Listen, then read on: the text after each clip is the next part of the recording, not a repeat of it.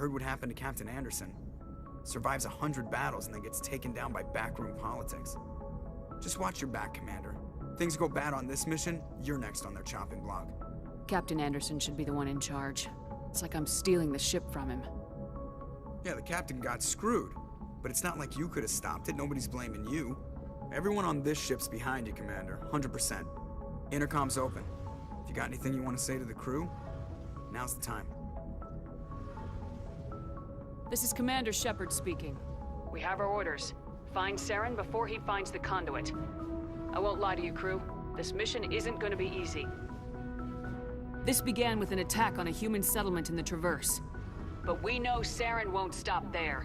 His Geth armies aren't going to stay on the far fringes of Citadel space. Our enemy knows we're coming.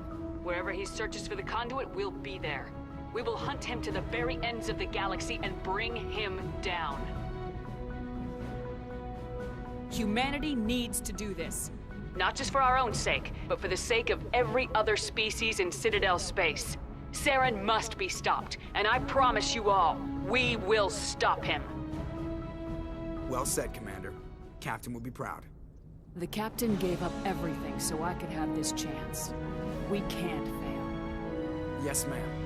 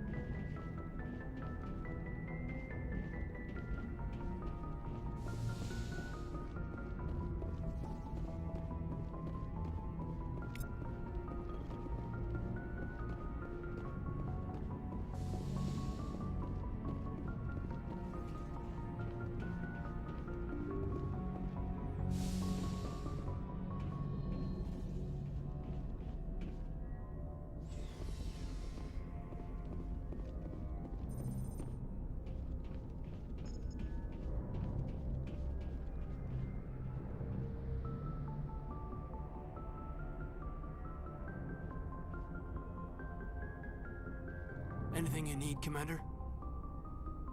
Just trying to get a sense of where the crew's at. Thoughts? I've wasted enough of your time for now, Commander. We'll have time for personal debriefings later. What's your opinion on the last mission? I don't see how we could have done things any better. At least not without getting to Eden Prime sooner.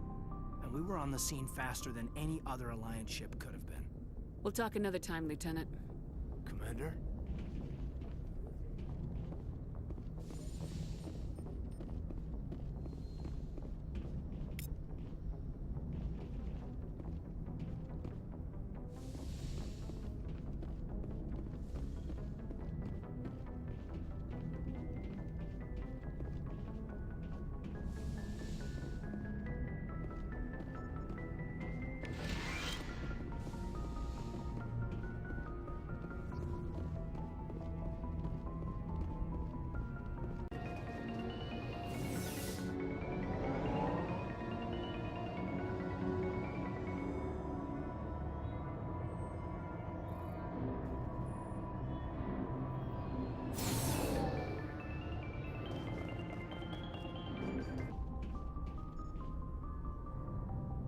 Thanks for bringing me on board, Commander.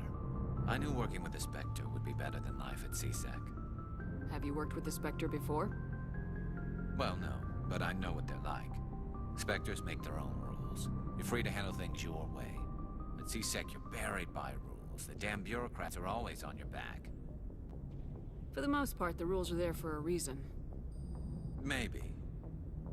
But sometimes it feels like the rules are only there to stop me from doing my work. If I'm trying to take down a suspect, it shouldn't matter how I do it, as long as I do it. But CSEC wants it done their way. Protocol and procedure come first. That's why I left.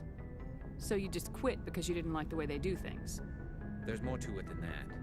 It didn't start out bad, but as I rose in ranks, I got saddled with more and more red tape.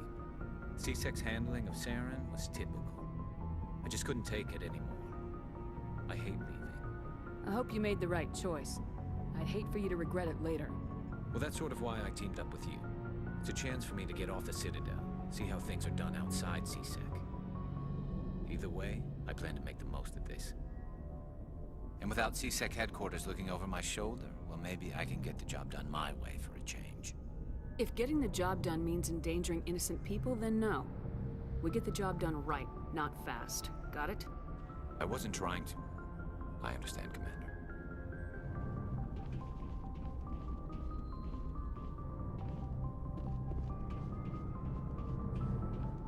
Commander? What's your opinion of the last mission?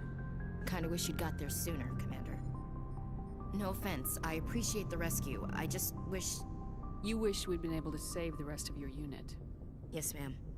If I had been more alert, we wouldn't have been cut down by an ambush. We never trained to fight synthetics. The Geth haven't gone beyond the Veil in 3 centuries. Our training's supposed to make us able to adapt.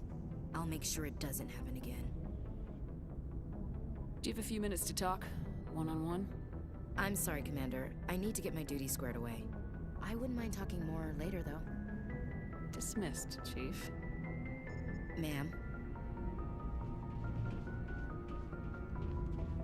Nice ship you've got, Shepard. What can I do for you? What's your story, Rex? There's no story. Go ask the Quarian if you want stories. You Krogans live for centuries. Don't tell me you haven't had a few interesting adventures. Well, there was this one time the Turians almost wiped out our entire race.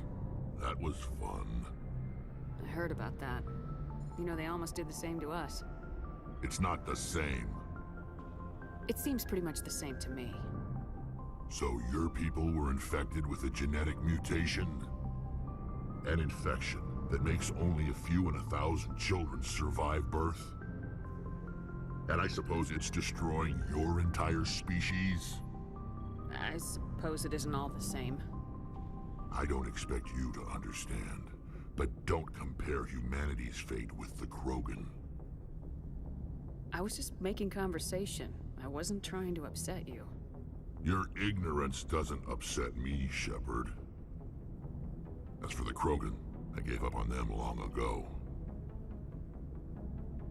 The genophage infected us, but it's not what's killing us. Are your people really dying? We're sure not getting any stronger. We're too spread out. None of us are interested in staying in our own system. Lots of species have left their homes and prospered. But they go to colonize new worlds. We're not settlers. We're warriors. We want to fight. So we leave. Hire ourselves out. And most of us never go back. What can you tell me about the genophage? Ask the Solarians if you want details. They made it. All I know, it makes breeding nearly impossible. Thousands die in stillbirth, and most never get that far. Every Krogan is infected, every one. And no one's rushing to find a cure.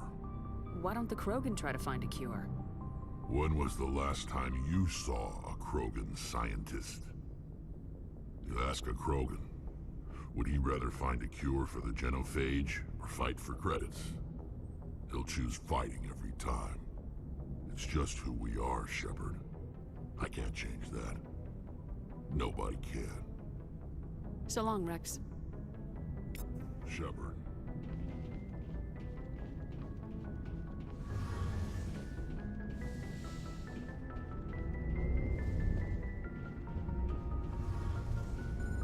Hey, Commander, you know that Quarian, Tally? She's been spending all her time down here asking me about our engines. I'll tell her to leave you alone. What? No, she's amazing. I wish my guys were half as smart as she is. Give her a month on board and she'll know more about our engines than I do. She's got a real knack for technology, that one. I can see why you wanted her to come along. I figured she'd be a real asset to the team. You got an eye for Tally, Commander, but I'm guessing that's not why you came down here. Where else have you served, Adams? If you name a class of Alliance ship, I've probably served on it. Every everything from dreadnoughts and carriers right down to frigates like the Normandy. My last assignment was on the Tokyo, only a cruiser, but she was a good ship. Couldn't hold a candle to the Normandy, though. I want to know more about the Normandy. She's the best ship I've ever served on, probably the fastest vessel ever designed, and she's the only one using the new Tantalus drive core. What's so special about the Tantalus drive core? Proportionally, it's about twice the size of any other vessel. Not only are we faster, but we can run at FTL speeds longer before we have to discharge the core. Fill me in on the IES stealth system. How does it work exactly? You can't hide a ship out in space. They emit too much heat and radiation, too easy for sensors to pick them up, unless you find a way to capture those emissions. So our stealth systems trap the energy we give off in storage sinks built into the ship itself, no emissions to give away our location. Eventually the sinks have to be vented. More than a few hours silent running and they overheat, cook us inside our own hull. There's no way for anyone to detect us? A visual scan can still pick us up. Anyone looking out a window can see us plain as day. But you have to be pretty close to get an actual visual out in space. Most vessels rely on scanners. As long as the stealth systems are engaged, they can't see us. Not unless we accelerate to FTL speeds. Why doesn't it work with faster-than-light travel? Cranking up to FTL blue shifts our emissions, pushes them into frequencies too high to capture in the sinks. As soon as we make the jump, it's like setting off a flare. Sensors can pick up our location whenever we enter or exit FTL flight, but for short-range missions, our stealth systems are amazing, and we've got the only one. Carry on, Adams. Aye, aye, Commander. Your ship's amazing, Shepard. I've never seen a drive core like this before. I can't believe you were able to fit it into a ship this small. I'm starting to understand why you humans have been so successful. I had no idea Alliance vessels were so advanced. The Normandy's a prototype, cutting-edge technology. A month ago, I was patching a makeshift fuel line into a converted tug ship in the flotilla. Now, I'm sitting on board one of the most advanced vessels in Citadel space. I have to thank you again for bringing me along. Traveling on a vessel like this is a dream come true for me. I had no idea you found ship technology so interesting. It comes with being a Quarian. The migrant fleet is the key to the survival of my people. Ships are our most valuable resource. But we don't have anything like this. We make do with cast-offs and second-hand equipment. We just try to keep them running for as long as we can. Some of the fleet's larger vessels date all the way back to our original flight from the Geth. I can't believe your fleet's still using ships that are 3 centuries old. They're constantly being repaired, modified, and refitted. They aren't pretty, but they work. Mostly. We've tried to make ourselves as independent as possible on the flotilla.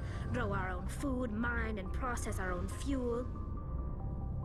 But some things we just can't make on our own. A patch to maintain the hull integrity requires raw materials we just don't have. That's why our pilgrimages are so important. I want to know more about the pilgrimage. When my people reach maturity, we leave our birth ships and seek acceptance with a new crew. It's necessary to maintain genetic diversity among the fleet. But no ship wants to accept someone who will be a burden on them. So, to prove our worth, we embark on a pilgrimage. We set out alone, leaving the flotilla and our families behind us. We only return once we have found something of value we can bring back to the fleet. This is presented as a gift to the captain of the respective ship we wish to join. If the gift is accepted, we are welcomed into the crew. Can a captain choose to reject the gift? That doesn't happen often. Most captains are eager to increase the size of their crew. It increases their own standing in our society.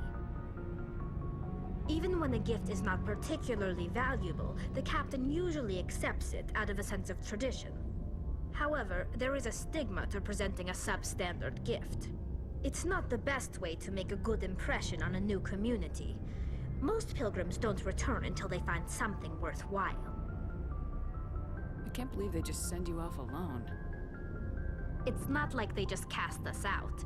Before we leave, we are given lessons in how to survive outside the flotilla, and given gifts to help us on our journey. We also receive implants to fight off sickness and disease. Generations of living in an isolated and highly controlled environment have left our immune systems weaker than most. By the time we leave the fleet, we are well equipped for the pilgrimage. This is a rite of passage for all Quarians. If it were dangerous, our numbers would suffer.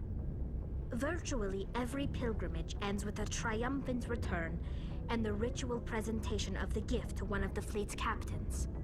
I want to talk about something else. Like what? Tell me about your people. Our lives aren't easy. Resources are scarce, and we are constantly on the move.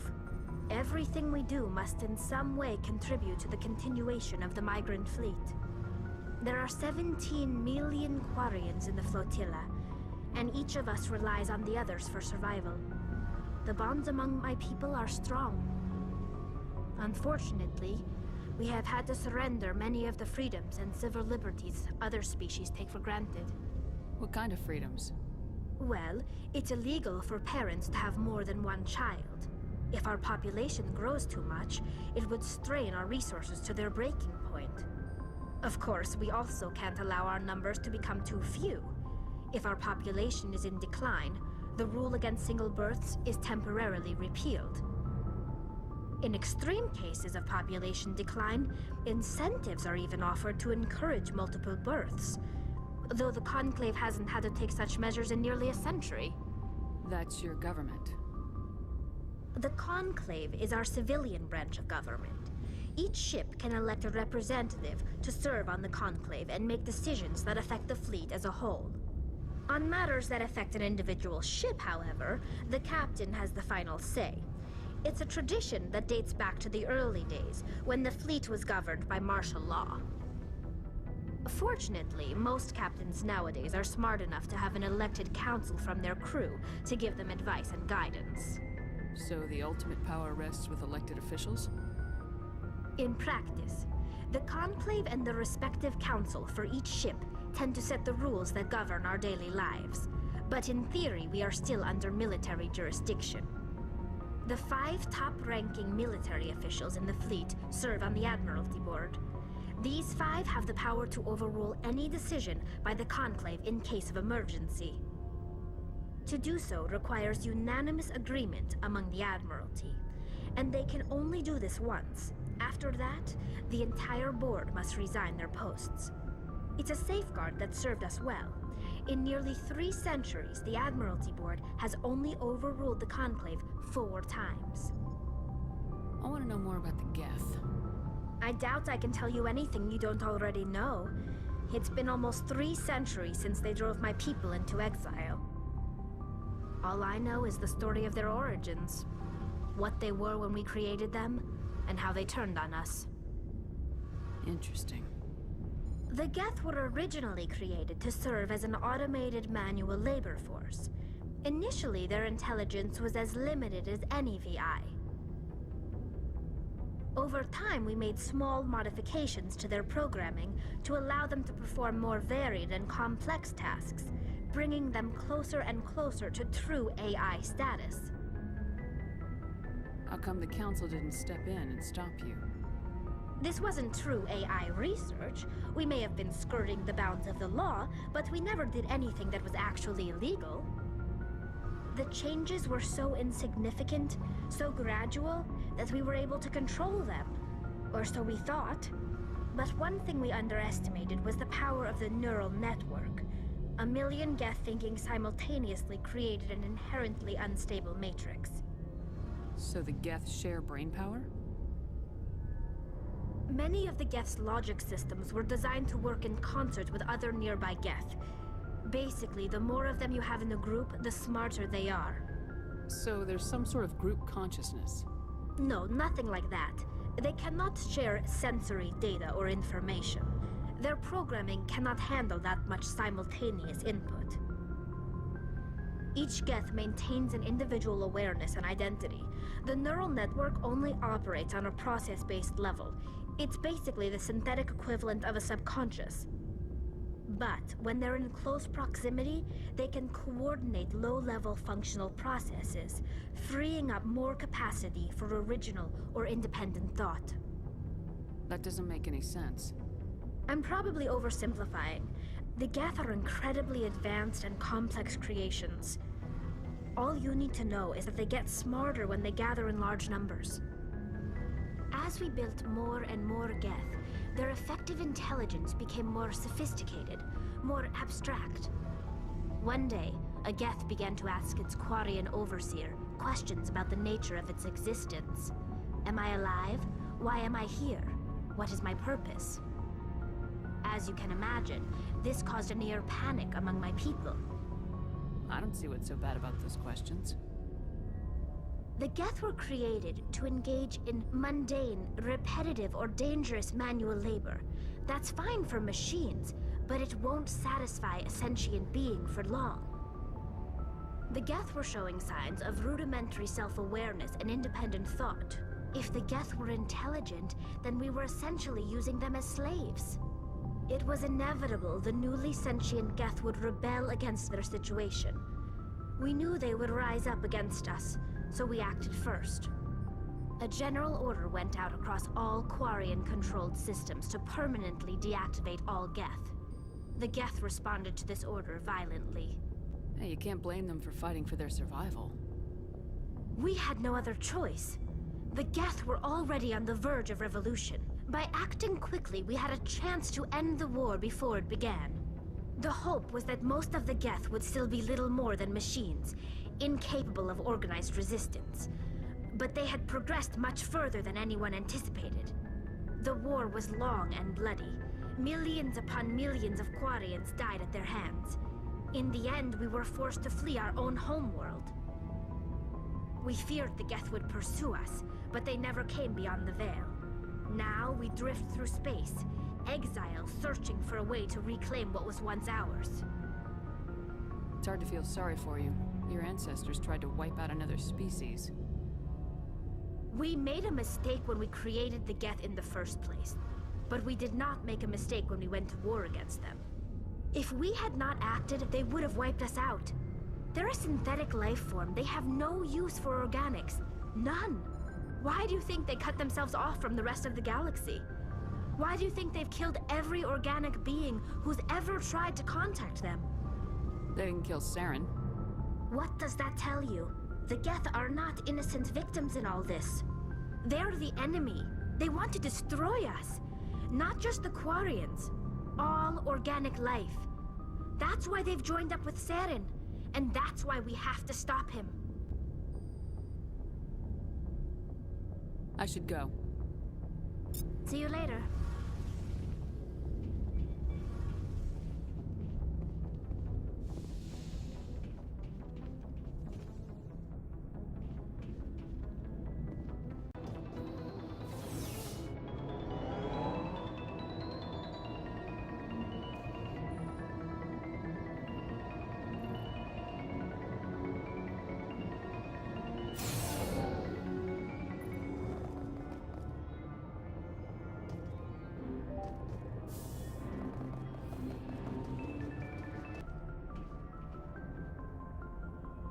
If anyone has to take over for Captain Anderson, I'm glad it's you.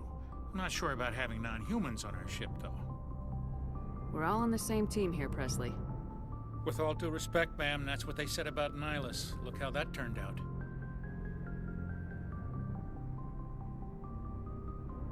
Speak freely, Presley. I want to know if you have a problem with non-humans. It's not that, Commander. Humanity has always handled its own problems. Saren attacked one of our colonies. We should be the ones to stop him.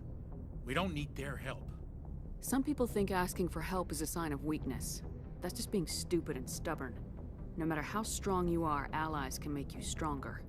I guess so. Maybe I'm just stuck in the old ways of thinking. Don't worry, Commander. This won't be a problem.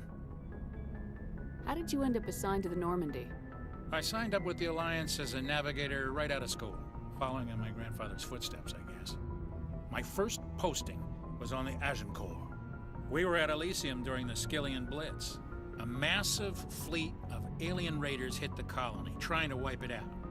They had the numbers, but their ships were no match for an Alliance frigate. It was a slaughter. We couldn't even keep track of how many ships they lost. How'd you end up on the Normandy? I got my officer's commission after Elysium. Must have made an impression on the right people. Captain asked for me when he was picking his crew. Carry on, Presley. Yes, ma'am.